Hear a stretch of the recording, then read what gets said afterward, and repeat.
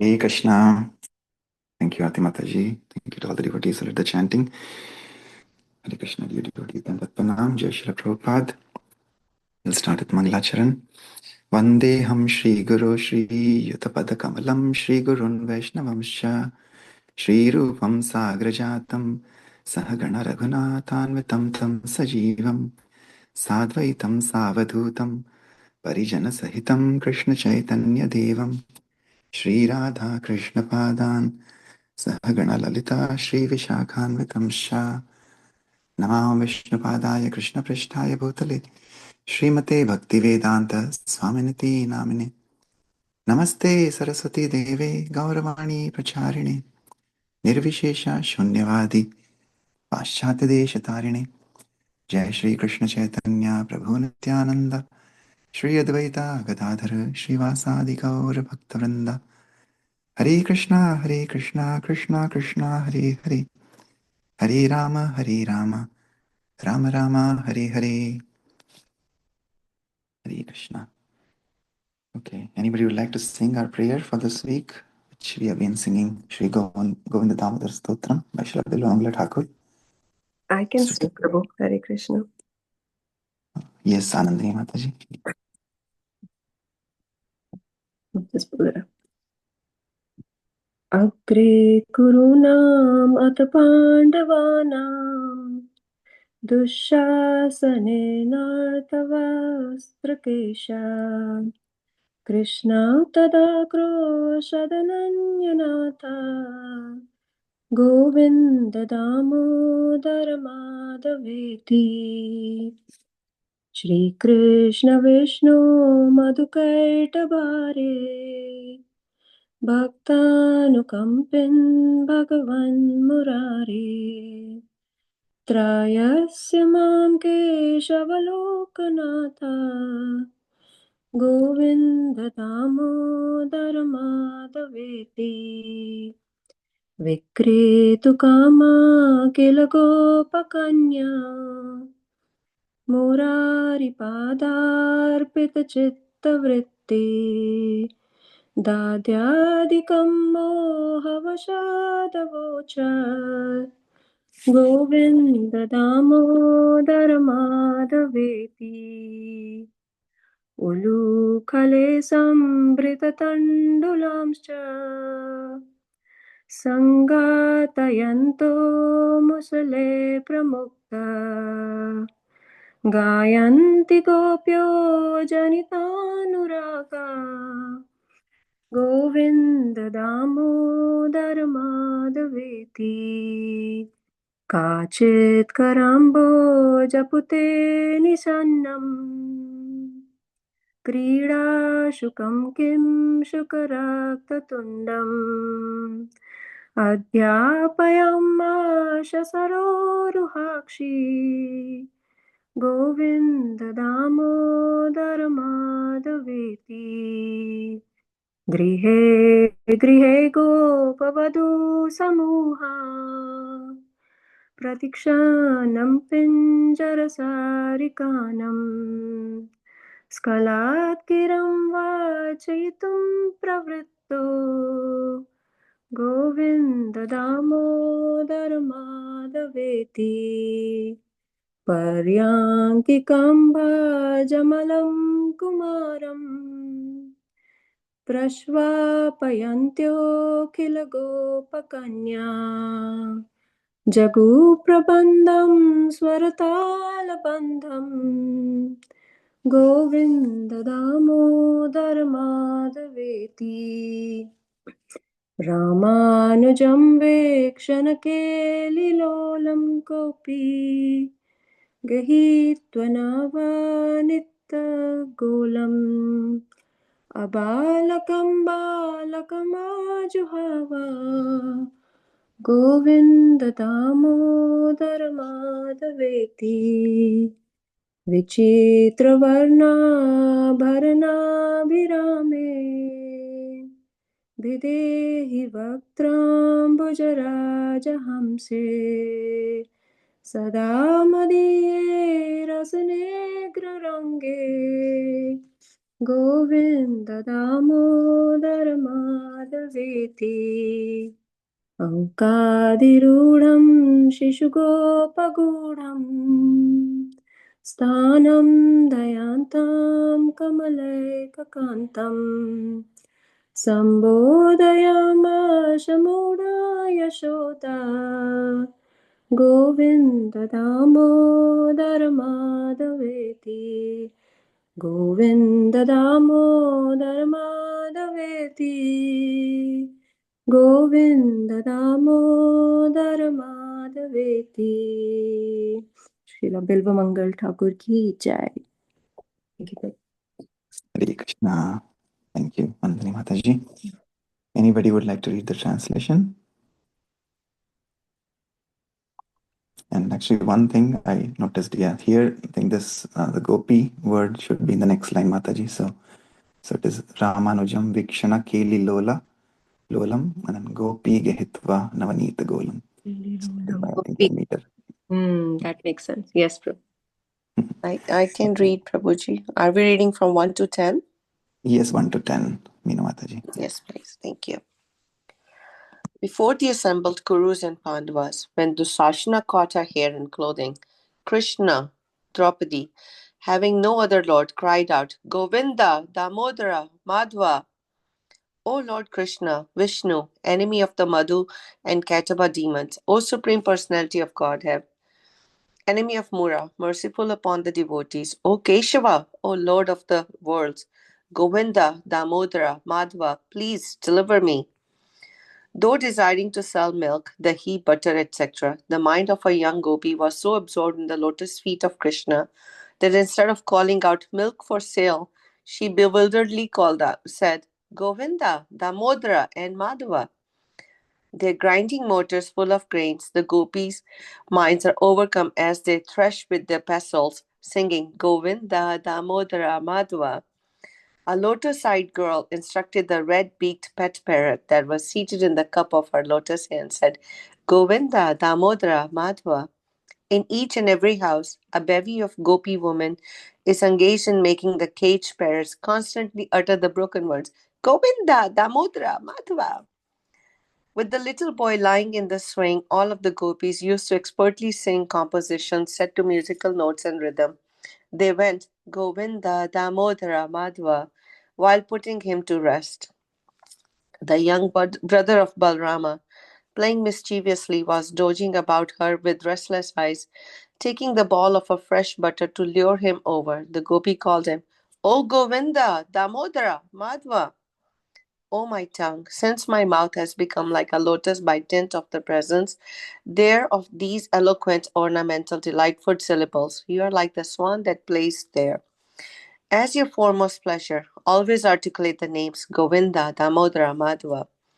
The one and only Lord of Lakshmi, in the form of little cowherd baby, sat on Mother Yashoda's lap, drinking her breast milk. Merged in bliss, she addressed him as Govinda, Damodara, and Madhava. Thank you, Prabhuji. Thank you, Hare Krishna. I was really looking outside if a parrot came while you were reading that. I'm sorry. The way you were reading looks like parrots also were listening. And they were saying, Yes. Oh, Govinda, Damodara. Okay. Yes. So, like we said, घर के काम करते रहो, प्रभु का नाम लेते रहो. Like that is what this prayer teaches us in any mood. The gopis, of course, are the topmost devotees of the Lord. And we say, and of course they are topmost, so we say we are the spirit soul. The bodily designation doesn't matter whether you're in a male body or female body. Of course, all of us are prakriti and only the Lord is purusha. So but we see the topmost designation that is given to the gopis, and how the gopis in every act, every activity that they are doing, they're always remembering the Lord in his different sweet forms of Govinda, one who gives pleasure to the senses and to the cows. Damodara, of course, is one who is bound by motherly affectionate love of Mother Yashoda, and Madhava, the Lord of Sri Lakshmi. So these sweet names are the only real treasure, and that we learn from from the topmost devotees of the Lord, Govinda, as gopis. And our acharyas have given us this heritage over the past many centuries. This has been coming down in the parampara. So that is what we should actually take and keep close to our heart as a true treasure. And Bilva Mangala Thakur, yesterday we were reading about his glories, and Bilva Mangala I was also reading also means Bilva is actually the leaves, the bale patra that we offer to the Lord. And we saw yesterday, like he was originally a Shaivite. But that is what we see. Initially, he was attracted by materialistic things. And Shivji, as he's Ashutosh, he fulfills designation, he fulfills desires quickly. But then, when he really desired the true wealth, when he was instructed by Chintamani, that prostitute, that you should seek the Almighty Lord, who was so attractive. And then we see again how Shivji has guided him to Krishna, and he goes to Vrindavan, and then he becomes Bilva Mangala Thakur as we know him today. So that gives, it's a very hope and inspiring story that no matter what condition we are in, if we truly have a desire to attain God, then all just बोलते हैं ना, सारी कायनात आपको उनसे मिलाने में लग जाती है. So that is how. So here we see his name was Bilva. With devotion and love, he was offered to Lord Shiva, and Lord Shiva guided him to the eventual ultimate bliss. And again, that other story also of how that Brahmana who worshipped Lord Shiva, and then he desired for the benediction, topmost benediction, and Shiva, Shivji guided him to Sanatan Goswami, saying that you go and you pray to him. And he goes, and then Sanatan Goswami gives him the touchstone, which is lying around a garbage. And then the Brahmana is very happy, saying that, oh, now I'll be able to convert anything into gold. So thank you for this benediction. And he goes away. But then as he goes away, he realizes, okay, if this is the topmost benediction that Shivji asked me to get from Sanatan Goswami, and this is the topmost benediction, he gave it to me, then why did he keep it near garbage, piece of garbage, right? So he goes back to affirm if that is really the truth, is really the topmost benediction. And then what does Sanatan Goswami say? Well, you wanted that, so I gave him. But if you truly want, are you really ready to get the topmost benediction? And he says, yes, that is what Shivji told me to go to you to get. And then he says, okay, then go and put this touchstone into the river and come back. And then he comes back, and then he initiates him with the Hare Krishna Mahamantra. And that is the topmost touchstone, Chintamani. So kind of it's also allegorical, and like because that prostitute's name also was Chintamani. So Bilva Mangala Thakur was actually touched by Chintamani's instructions and then became a devotee. Similarly, the Sada Brahmana also. So wonderful. Okay, so with that, we'll continue our reading of Srila Prabhupada Lilamrit. Yesterday we saw Prabhupada was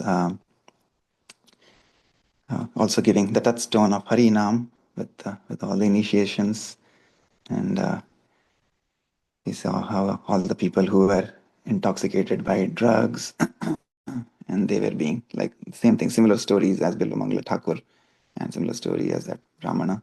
They wanted something to get high, but that was not the true height, right? I mean, the high that they were looking off was probably a highs of in the material world. Like if you do pious credits, you may go up to the heavenly planets, and you may feel high. You may feel that, oh, you have reached the pinnacle. But then we all know that from those heavenly planets, after your punya karma lapses, then you have to fall down again. So similarly, these drugs, they were only temporary highs. They were only taking them to a temporary high from which they had to fall down, and the fall would have been even more worse. So Prabhupada was answering their questions and saying, no, you don't need any drugs to get too high. And then you see how his disciples were mentioning about their own experiences. And the topmost spiritual benefit that you could get is by chanting the holy names. So that is what Prabhupada was giving all these wonderful kids who were joining his movement in the 1960s, 66 to be precise.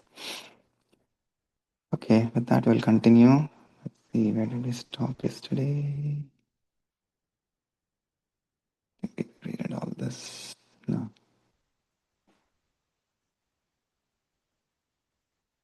Anybody would like to continue today? Reading.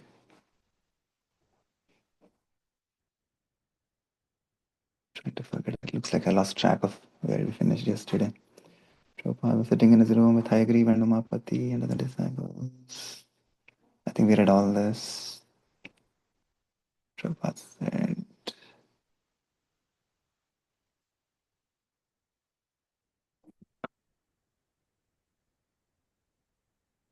I can read, Prabhuji. Where do I start? yeah, I think we can. You can start from here, Mataji. Prabhupada was sitting in his back room with Hayagriva and Umapati. Just give me 1 second. Okay, got it.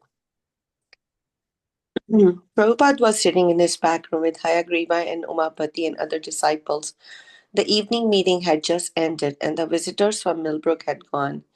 Krishna consciousness is so nice, Swamiji, Umapati spoke up. You just get higher and higher, and you don't come down. Prabhupada smiled.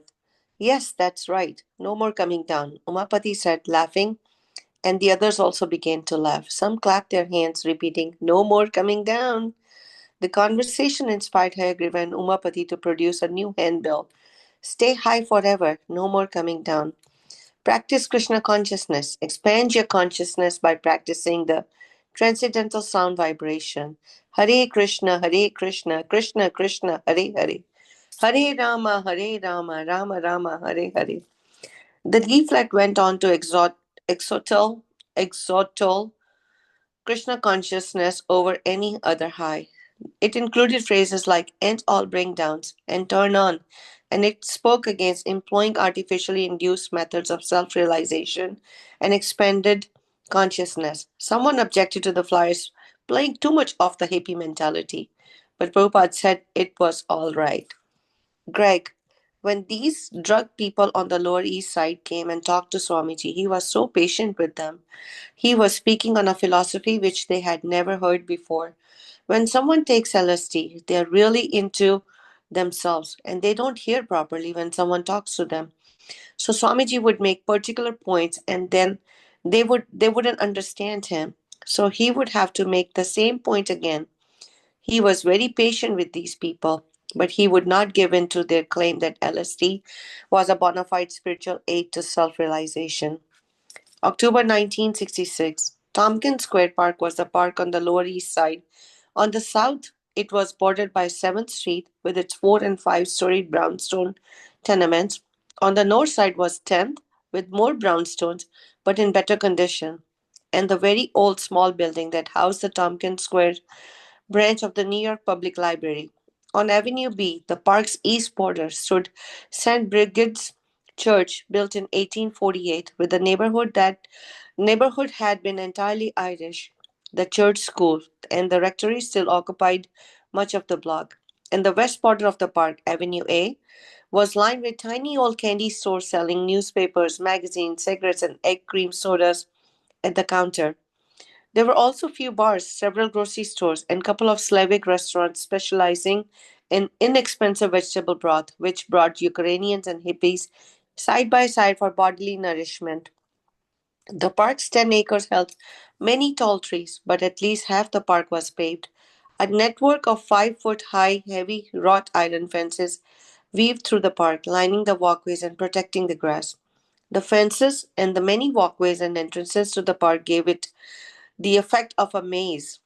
Since the weather was still warm and it was Sunday, park was crowded with people.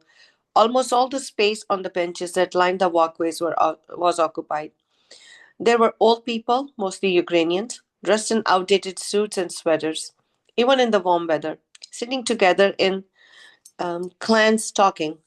There were many children in the park, mostly Puerto Ricans and blacks, but also fair-haired, hard-faced slum kids racing around on bikes or playing with the balls and frisbees. The basketball and handball courts were mostly taken by the teenagers, and as always, there were plenty of loose running dogs. A marble miniature gazebo, 4 pillars and a roof, with a drinking fountain inside, was a remnant from the old days, 1891, according to the inscription. On its 4 sides were the words hope, faith, charity, and temperance.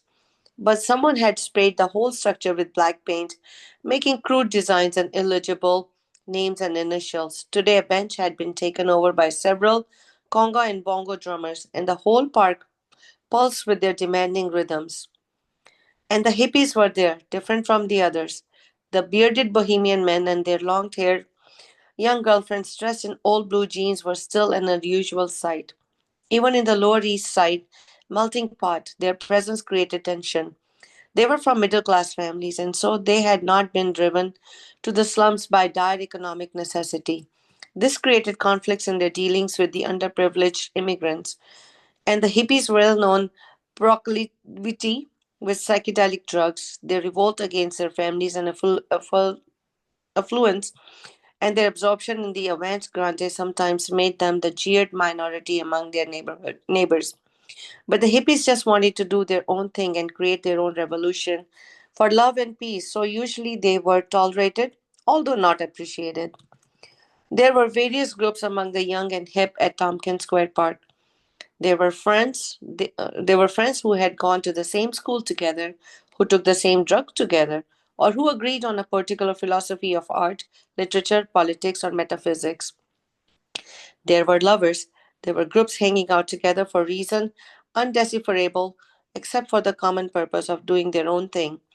And there were others who lived like hermits. A loner would sit on a park bench, analyzing the effects of cocaine, looking up at the strangely rustling green leaves of the trees and blue sky above the tenement, and then down to the garbage at his feet, as he helplessly followed his mind from fear to elimination, to disgust to hallucination, on and on, until after a few hours the drug began to wear off and he was again a common stranger. Sometimes they would sit up all night, spaced out in the park, until at last, in the light of morning, they would stretch out on benches to sleep. Hippies especially took to the park on Sundays. They at least passed through the park on their way to St. Mark's Place, Greenwich Village, or the Lexington Avenue subway at Astor Place, or in the Ind subway at Houston and 2nd, or to catch an uptown bus on First Avenue, a downtown bus on 2nd, or a crosstown on Ninth, or they went to the park just to get out of their apartments and sit together in the open air, to get high again, to talk, and to walk through the park's maze of pathways. But whatever the hippies' diverse interests and drives, the Lower East Side was an essential part of the mystique. It was not just a dirty slum, it was the best place in the world to conduct the experiment in consciousness. For all its filth and threat of violence and the confined life of its brownstone tenements, the Lower East Side was still the forefront of the revolution in mind expansion.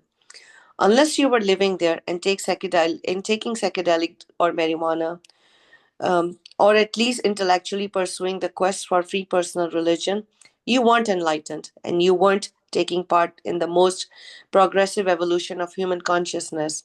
And it was this searching, a quest beyond the humdrum existence of the ordinary, materialistic, straight American, that brought unity to the otherwise eclectic gathering of hippies on the Lower East Side.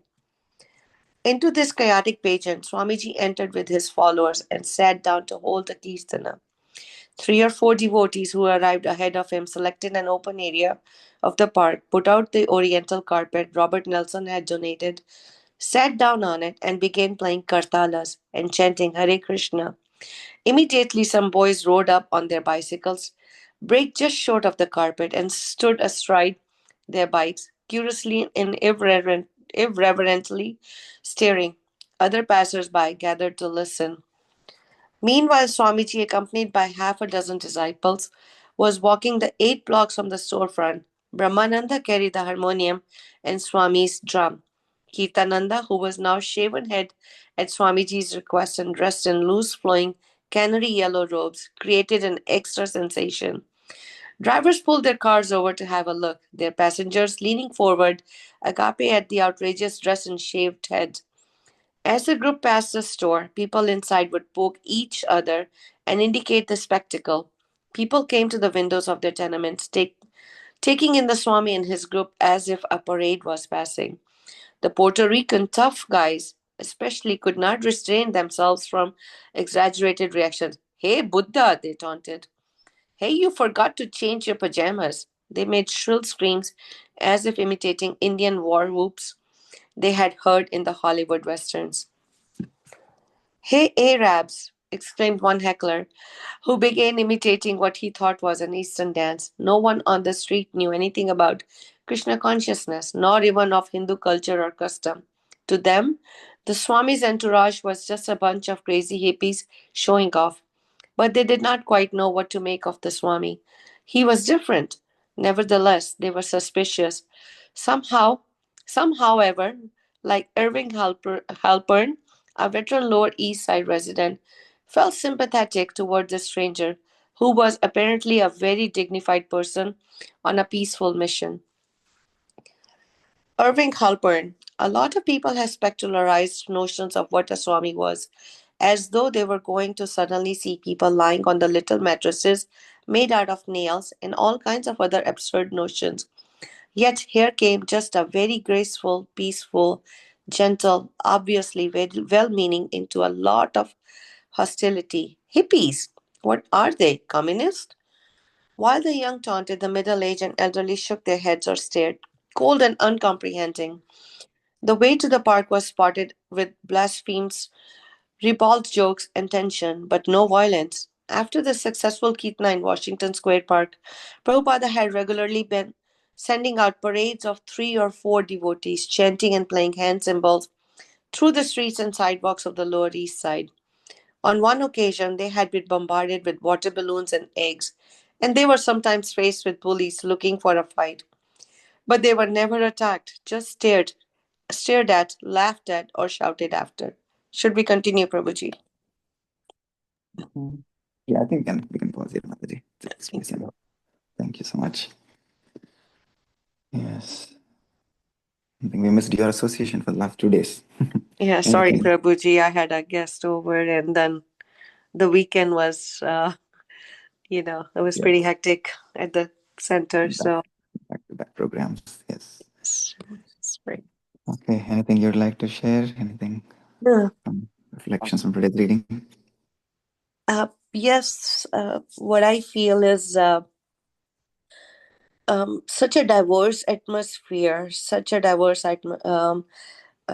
diversity of people were there, and Prabhupada did not just he came to the West to teach to the Westerners, and that incorporated everyone. And he started with the lowest. We would think, okay, we want high esteemed people, but he started with what the society calls as the lowest of the society, and how he started this movement with everyone around, and how he embraced everyone, anyone who was willing to listen or partake in the moment was very much welcomed and shown the right way. And he showed so much compassion and tolerance. He tolerated so much, and when he had to explain things again and again just to simplify and make sure that everybody understood, that takes a lot.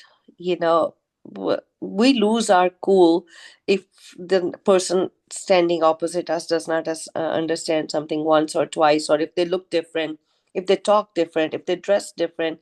We become so judgmental.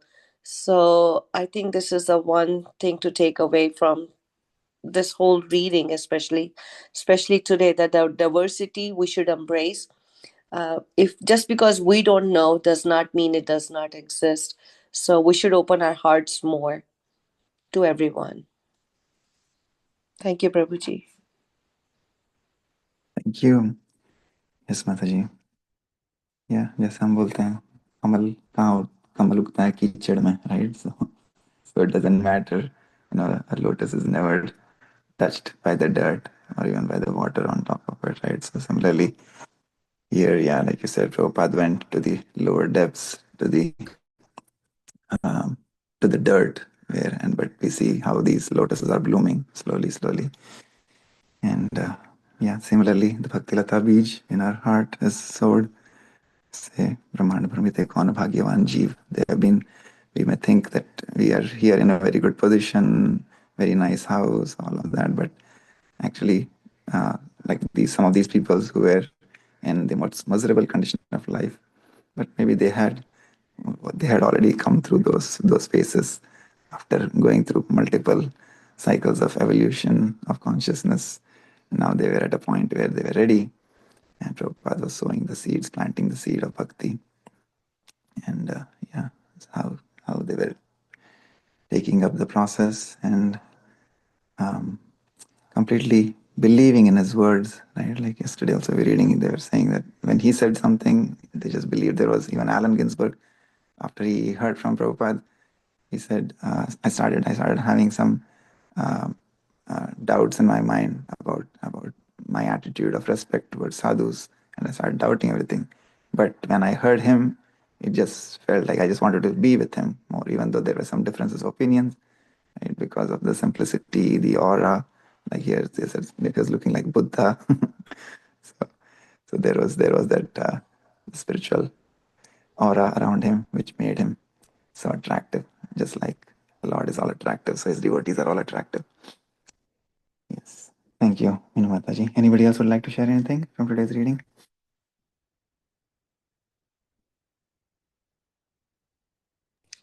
I do want to add, Anandani Mataji, that was a beautiful rendition. I enjoyed it so much. Thank you so much for inspiring us always.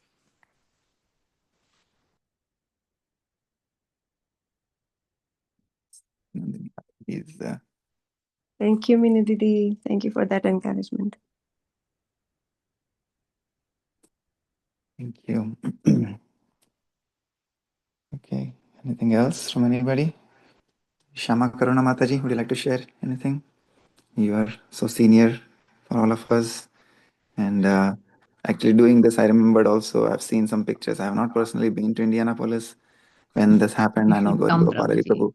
When Yeah. Gopalari Prabhu was there, you all have done so many times some kirtan outside.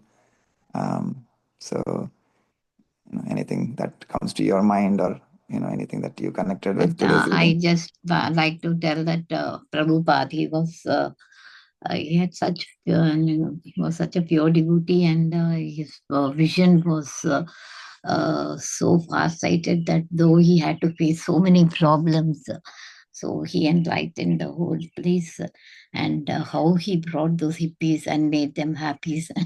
That's what he told once.